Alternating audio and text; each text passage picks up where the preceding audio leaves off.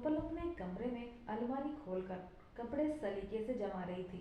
नई नई शादी के बाद मिले तोहफों को देखकर उसके चेहरे पर हल्की सी मुस्कान थी, क्योंकि अभी शादी को 10 दिन ही तो हुए थे। तभी अचानक ननंद सोनिया कमरे में आ घुसी। बिना इजाजत अंदर आते ही उसकी नजर अलमारी पर गई और वो ताना मारते हुए बोली, अरे वाह भाभी, आपको तो बहुत ही महंगी महंगी साड़ियाँ मिली हैं। लगता है मायके वालों ने दिल खोल कर दिया है। जरा मैं भी तो देखूं आपके पास कौन कौन सी साड़ियां हैं। क्या पता कभी कोई मेरे भी काम आ जाए। ये कहते हुए वो खुद ही अलमारी के पास पहुंच गई और एक एक साड़ी निकालकर फैलाने लगी। रूपल को ये हरकत बहुत अजीब और अपमानजनक लगी, लेकिन वो कुछ बोल नहीं पाई। सोनिया लहंगा उठाकर बोली, ये तो बिल्कुल शहर के डिजाइन है। गांव में तो ऐसी चीजें होती भी होंगी या नहीं। आपने ये लहंगा शहर से खरीदा है क्या भाभी? सोनिया की बात सुनकर भी रूपल चुप रही।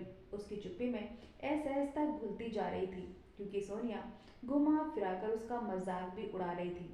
उसी वक्त सासू माँ कमरे में आ गई। उनकी आवाज में हमेशा की तरह सख्ती थी।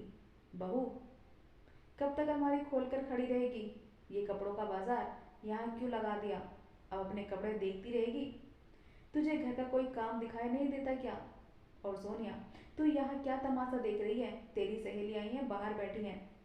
ये सुनते सोनिया जैसे उछली, जैसे कोई बोझ उतर गया हो, और फौरन बाहर चली गई।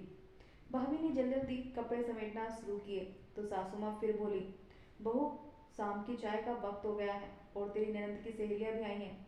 जाकर ढंग से चाय नाश्ता बना। बहू ने बिना जवाब दिए सर झुकाया और रसोई में चली गई। थोड़ी देर बाद सोनिया की आवाज आई, भाभी, मेरी सहेली के लिए गर्मा गर्म पकौड़े बनाना। आज तो बहुत ठंड है, मजा आ जाएगा।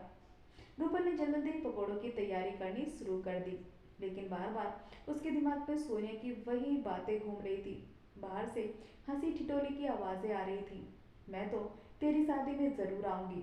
सोनिया सोनिया की सहेली से कह रही थी। बहू सब सुन रही थी, पर जैसे उसका कोई अस्तित्व ही ना हो। जब वो पकौड़े और चाय लेकर बाहर आई तो सोनिया ने प्लेट देखते ही मुंह बना लिया। ये कैसे पकौड़े बनाए हैं भाभी? इनमें तो तेल ही तेल तैर रहा है। आपने गांव का ढंग यहाँ क्यों दिखा दिया है? बहू ने थोड़ा धीरे से कहा, दीदी, पकौड़े तो ऐसे ही बनते हैं। तभी सासू माँ ताना कसते बोले, अरे वो कम तेल का खाना खाती है, तुझे क्या पता? पकौड़े बनाने का भी तरीका होता है। बहू के भीतर गुस्से की आग भड़क उठी। किसी ने भी सामने इस तरह पल भर में उसका अपमान कर दिया गया था। पकोड़े बिना तेल के कैसे बनते हैं, ये बात उसके गले से नहीं उतर रही थी। लेकिन सोनिया को इस बात से कोई फर्क नहीं पड़ा कि भाभी को बुरा लग रहा है।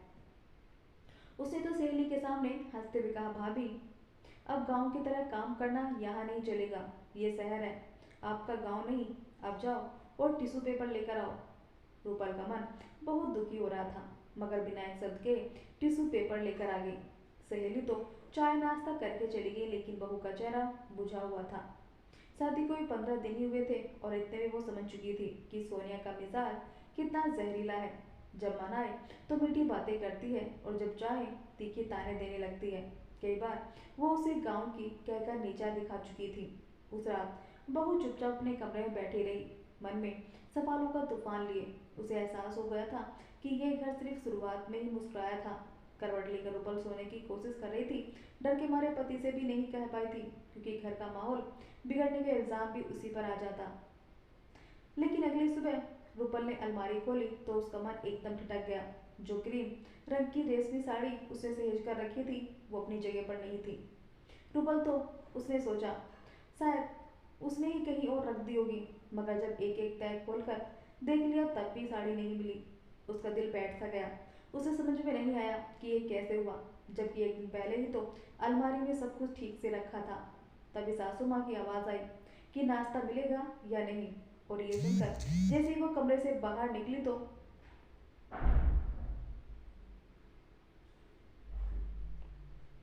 सासू माँ ने कहा, जा पहले ननद को चाय देकर आ। रूपल ने रसोई में जाकर जल्दी से चाय बनाई और जब सोने के लिए कमरे में लेकर गई तभी उसकी नजर रूपल के बेड पर पड़ी, जहाँ कोने पर वही साड़ी करीने से रखी हुई थी।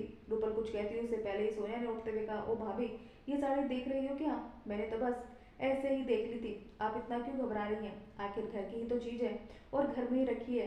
ये सुनकर रूपल के मुंह से निकल गया, लेकिन दीदी, मैं इसको अपनी अलमारी में मैं ढूंढ रही थी। अगर मुझे पता होता तो चिंता ना होती, आप बस एक बार बता देती।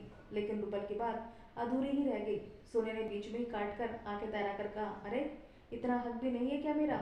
मायके से लाई हो तो क्या, इस घर में आई हो तो सबका ही हो गया ना। जो घर में होता है वो सबका होता है, इसमें बताने और पूछने की क्या जरूरत है भला? रूपल चुप हो गई, लेकिन मन में टीस और गहरी हो गई थी। कुछ दिन बाद रूपल का भाई मायके से आया। उसके हाथों में ढेर सारे पैकेट थे, साड़ियाँ, सोन, सूट, मिठाई। उसे देखते ही रूपल की आंखों में नमी आ गई। भाई ने मुस्कुराकर कहा, दीदी, माँ ने भेजा है और ये तेरे लिए। सामान देखते ही सोने की आंखें चमक उठी। वह पैकेट के इर्द गिर्द मंडराने लगी। इतना सारा सामान, उसने हैरानी से कहा।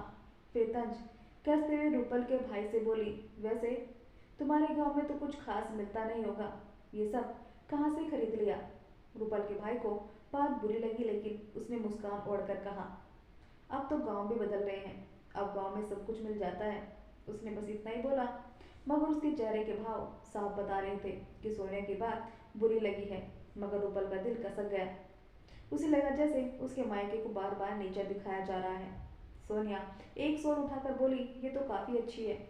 फिर तुरंत दूसरी साड़ी निकालते बोली, और ये वाली तो बहुत महंगी लग रही है, शादी वाले कपड़ों से तो ज्यादा अच्छा ये सामान लग रहा है। रूपल समझ गई थी कि सोने की नजर किस पर है। जब रूपल का भाई चला गया तो सासू माँ ने बिना भूमिका के कहा, चल दिखा तो क्या क्या देकर गया है तेरा भाई। बहू ने चुपचाप पैकेट खोले। सासू माँ ने एक साड़ी हाथ में ली और नाक सिकोड़कर बोली, ये कौन सी डिजाइन है? हमें तो बिल्कुल पसंद नहीं, तू ही पहन लेना। सोनिया झट से बोली, लेकिन माँ, मेरी तो कोई ढंग की चीज लाई ही नहीं। भाभी की साड़ी कितनी अच्छी है, और मेरा ये सूट देखो, एकदम सस्ता लग रहा है। इनका भाई अपनी बहन के लिए ही अच्छा सामान लाया है। ये सुनकर तुरंत सासू माँ ने कहा कि बहू, तू अपना सूट ननद को दे दे। तू तो ज्यादा साड़ी पहनती ही नहीं, तू सूट रखकर क्या करेगी? और ये तमीज तो तुम्हारे घर वालों को होनी चाहिए। अपनी बेटी के लिए तो इतना अच्छा सामान भेज दिया, मगर ननद के लिए देखो क्या भेजा है। अब तो रूपल का दिल बैठ गया। ना चाहते हुए भी उसको सूट देना पड़ा, जबकि सोनिया का सूट भी बहुत अच्छा था, लेकिन रूपल की पसंद का रंग नहीं था।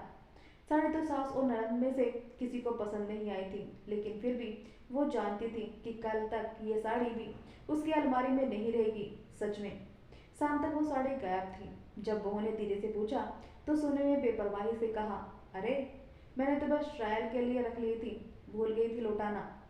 उसके चेहरे पर जरा भी शर्म नहीं थी। बहू रात को अकेले बैठी सोचती रही, ये सिर्फ लालच नहीं था, ये सोनिया की हक जमाने की आदत है। उसकी चीजें जैसे सबकी हो चुकी थी और उसकी चुप्पी को उसकी कमजोरी समझ लिया गया था। वो समझ गई थी कि यहाँ हर तोहफा, हर साड़ी सिर्फ पहनने की चीज नहीं, बल्कि एक नई लड़ाई की वजह बनने वाला है। रूपल ने हिम्मत करके ये बात अपने पति से कही, विकास, मैं अगर गांव से हूँ तो इसमें मेरी तो कोई गलती नहीं है। मम्मी जी मुझे इस घर में बहू बनाकर अपनी मर्जी से लेकर आई थी, तो फिर मुझे रोज ऐसे ताने क्यों दिए जा रहे हैं? मैं जबरदस्ती इस घर में तो नहीं आई हूँ ना। ये कहते हुए रूपल की आंखों से आंसू गिरने लगे तो विकास ने हल्के से मुस्कुरा कर कहा कि अरे, इसमें रोने की कोई बात नहीं है। अभी मैं थोड़ा समय बीत जाने दो, सब ठीक हो जाएगा। रूपल ने भी दिल पर पत्थर रख लिया, मगर उसके लिए रोज ये बर्दाश्त करना मुश्किल था। रूपल को ये सारा बर्ताव भीतर तक तोड़ रहा था। हर दिन हर बात में ताना, हर चीज में नीचा दिखाने की कोशिश। वो चुप थी, लेकिन कमजोर नहीं। उसे अब साफ समझ में आ चुका था कि ननन सोने की समस्या गांव या शहर नहीं थी। समस्या थी उसका लालच, उसकी जलन और दूसरों को अपमानित करके खुश होने की आदत, जो कि सबसे खराब थी। कुछ ही दिनों बाद सोने की सहेली की शादी आ गई। एक शाम वो सीधी आकर आकर बोली, भाभी, तुम्हारे पास कोई लहंगा है क्या? शादी में पहन कर जाना है। तुम्हें याद है ना, मेरी सहेली कार्ड देकर गई थी। ये सुनकर रूपल का मन एकदम से सख्त हो गया। उसे याद था कि यही सोनिया हर दिन उसके कपड़ों का मजाक उड़ाती थी। रूपल ने सोचा कि यही सही समय है जवाब देने का, इसलिए उसने शांत लेकिन चुपते शब्दों में कहा, दीदी, मेरा लहंगा आपको पसंद नहीं आएगा। मेरा सारा सामान तो गांव का है। आप ही तो कहती हैं ना रंग अच्छा है और ना डिजाइन। सोने ने आंखें तरा दी, अरे मामूली सी शादी है, वहां तो चल जाएगा। ज्यादा ड्रामा मत करो, बस लहंगा दिखा दो। रूपल समझ गई कि मना करने का कोई तरीका ही नहीं है। मजबूरी में उसने अलमारी से लहंगा निकाल कर दे दिया। सोनिया ने बिना शुक्रिया कहे लहंगा लिया और ध्यान से देखते हुए बोली, चलो इतना भी बुरा नहीं है। अगले दिन सोनिया वही लहंगा पहनकर शादी में चली गई, लेकिन रूपल का दिल अजीब बेचैनी से भरा हुआ था। उसे समझ में नहीं आया कि जिस लहंगे का मजाक उड़ाया गया उसको सोनिया पहनकर कैसे चली गई। शाम को जब सोनिया लौटी तो उसके चेहरे पर चिड़चिड़ापन था। आते ही उसने रूपल को ताना मारा, भाभी सच बताओ, शादी में सबने आपके घटिया लहंगे की मजाक उड़ाई। मुझे इतना बुरा लगा कि क्या ही बताऊं। आप सोच भी नहीं सकती कि वहाँ लोग क्या क्या कह रहे थे। सब कह रहे थे ये लहंगा कहाँ से खरीद लिया, देखो इसके तो धागे भी निकल रहे हैं। ये सुनकर रूपाली जैसे लहंगे की तरफ देखी तो रूपाल का चेहरा सुन पड़ गया, क्योंकि पहले तो लहंगे में कुछ हुआ ही नहीं था। वो बिल्कुल सही सलामत था। उसे समझ में नहीं आ रहा था कि इतने अच्छे लहंगे की ऐसी हालत कैसे होगी। क्या कहा उन्होंने और ये कैसे हो गया। सोनिया चिल्लाते हुए बोली, कह रहे थे कि ऐसे लहंगे तो अब गांव में भी कोई नहीं पहनता और मैं वहां फंस गई। सब मेरा ही मजाक उड़ा रहे थे। भाभी ये सब आपके कारण ही हुआ है। इतना कहकर वो सीधे अपनी माँ के कमरे में चली गई। रूपल भी पीछे पीछे आवाजें सुन रही थी। जब कमरे में जाते ही सोनिया ने अपनी माँ से कहा, मम्मी भाभी के लहंगे ने तो मेरी नाक कटवा दी, पूरी शादी में लोग हंसते रहे। ये सब भाभी की वजह से हुआ है। सासू माँ ने गुस्से में कहा, अरे मैंने पहले ही कहा था कि इनके मायके वालों का सेंस खराब है, तू बेकार में इसका लहंगा पहनकर चली गई। सोनिया और आगे बढ़ी, मम्मी आप भाभी से साफ कह दो कि अपने मायके वालों से कपड़ों के लिए पैसे ले लिया करें और ये घटिया कपड़े लाना बंद करें। ये तो शहर में पहनने लायक नहीं होते। कुछ देर बाद सासू माँ रूपल के सामने आ खड़ी हुई। आवाज में वही पुरानी कड़वाहट थी, बहू सुन लिया तूने, आगे से अपने मायके से पैसे ले लिया कर, ऐसे कपड़े मत लाया कर, तेरी वजह से घर की इज्जत पर बात आती है। भगवान जाने मैंने गांव की लड़की को बहू क्यों बना लिया। ये सुनकर बहू के भीतर बरसों से दबा गुस्सा एकदम उफान मार गया। गुस्से में उसका चेहरा लाल हो गया था, लेकिन फिर भी अपनी आवाज को संभाल कर उसने सख्त होकर कहा, माँ जी जब वही लहंगा पहनकर दीदी शादी में गई थी तब उन्हें खराब नहीं लगा, अब मजाक हो गया तो सारा दोष मेरे सिर पर डाला जा रहा है। शादी में जाने से पहले क्या उन्होंने लहंगा नहीं देखा था। सच तो यह है कि कुछ हुआ ही नहीं, बल्कि ये सब इसलिए कह रही है क्योंकि इसे लहंगा खराब हो गया है। इससे पूछिए कि वहां पर क्या हुआ जो लहंगे के धागे निकलने लगे। ये सुनकर तो गुस्से में सासू माँ ने आके तरह कहा, जवाब देना सीख गई है अब, तेरा मायका नहीं ससुराल है, तेरा लहंगा ही खराब था और मेरी बेटी पर इल्जाम लगाया। तभी सोने ने भी कहा कि भाभी झूठ क्यों बोल रही हो, मैं ठीक से देखी ही नहीं थी, देख लेती तो कभी पहन कर नहीं जाती। फिर तो रूपल ने पहली बार आंख मिलाकर कहा, हाँ बोलना सीख गई हूँ, क्योंकि हर बार चुप रहना कमजोरी समझ लिया गया है। जब से इस घर में आई हूँ ताने ही तो सुन रही हूँ। मम्मी जी दीदी कह रही है कि पहले देख लेती तो कभी नहीं पहनती, लेकिन आपने तो मुझे शादी से पहले अच्छी तरह देखा था। आप आंखों पर पट्टी बांध कर तो मेरे गांव नहीं आई थी, तो आपको पता ही नहीं चला कि आपकी बहू गांव से है या शहर से। बार बार मुझे गांव के ताने देना बंद कीजिए अब। सोनिया ने हंसकर कहा, देखो मम्मी अब गांव वाली अकड़ भी दिखाने लगी है ये। बहू ने तीखे स्वर में जवाब दिया, दीदी गांव वाली हूँ लेकिन तुम्हारी तरह लालची नहीं, बिना पूछे किसी का सामान उठाकर पहनने की आदत नहीं है मुझे। मेरी साड़ी आपके कमरे में कैसे पहुंची थी, और जब आपको मेरा सामान और मैं गांव के लगते हैं तो आपको मुझसे बात करने की ज़रूरत ही नहीं है और ना ही मेरे सामान पर नज़र डालने की ज़रूरत है। बल्कि सच तो ये है कि अपना काम निकलने के बाद आपने लहंगा बर्बाद कर दिया मेरा। कमरे में सन्नाटा छा गया। सोनिया को उम्मीद नहीं थी कि बहू यूं पलट कर जवाब देगी। सासू माँ गुस्से में दहाड़ कर बोली, बहू जुबान बंद कर वरना अच्छा नहीं होगा। लेकिन रूपल ने आगे कहा, आज तक आपने मेरी साड़ी, सोल, सूट सब इस्तेमाल किए, लेकिन ताने भी देती रही। अगर सब कुछ इतना बुरा लगता था तो लौटा देती, और जब वही चीज़ पहनकर आपको तारीफ मिलती थी तब तो सब ठीक था। पहले तो लेने से मना करती हो और फिर बाद में रख लेती हो। सोनिया चिल्लाई, क्या कहना चाहती हो भाभी। बहू ने साफ कहा, मैं बस सच कह रही हूँ। अगले दिन रूपल ने बड़ा कदम उठाया। उसने घर के सामने सासू माँ और सोनिया के सामने अपनी सारी चीज़ गिनवाई कि मेरी साड़ी जो दीदी के पास है, ये सोल जो आपने रख ली, ये सूट जो अब तक वापस नहीं आया। फिर तो सासू माँ झेप गई। सोनिया गुस्से में बोली, तो तू हिसाब रखती है? बहू ने जवाब दिया, हाँ, क्योंकि सामान लेने के बाद भी मेरा जो अपमान किया जा रहा है, मैं वो अपमान गिन नहीं रही हूँ। फिर उसने अलमारी से एक थैला निकाला। ये लहंगा जिसे आप घटिया कह रही थी, उसी ने आपकी इज्जत बचाई थी दीदी, क्योंकि आपके पास तो पहनने के लिए कुछ था ही नहीं। अगर इतना ही खराब था तो पहन कर क्यों गई थी? उस दिन तो कमरे में बैठकर तारीफ कर रही थी। सोने के पास कोई जवाब नहीं था। तभी कमरे में विकास आया और हंगामा होते देखकर हैरान रह गया। उसको देखते ही दोनों माँ बेटी बोल पड़ी कि देखो कैसे हंगामा कर रही है तेरी बीवी। फिर तो सोने ने रोने का नाटक करते हुए अपने भाई से जाने क्या क्या कहना शुरू कर दिया, लेकिन रूपल ने बीच में ही चिल्लाकर कहा, विकास, आपने कभी मेरा साथ नहीं दिया, तो आज भी मुझ पर बरसने की जरूरत नहीं है। मैं आज अपने अपमान के लिए आवाज़ उठा रही हूँ।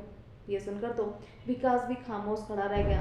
फिर रूपल ने आखिरी बात कही, आज के बाद मेरी कोई चीज़ बिना पूछे नहीं ली जाएगी, और अगर फिर से मेरे मायके या मेरे कपड़ों का मजाक उड़ाया गया तो मैं चुप नहीं रहूंगी।